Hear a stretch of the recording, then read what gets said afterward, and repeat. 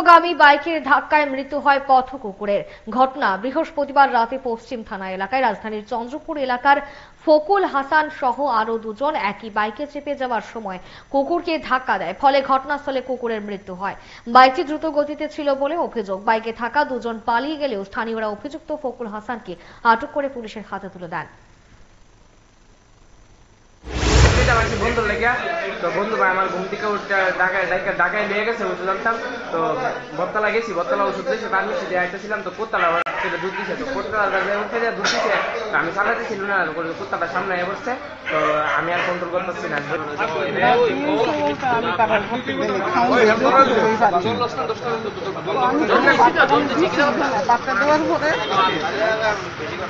আবার এর বাইরে খাইতে যায় না, আমি যারা খাওয়াইছি বাচ্চা খাওয়াই আমার একটা শিখা দিছি এমনি, মানে এত বড় শব্দ হয়েছে।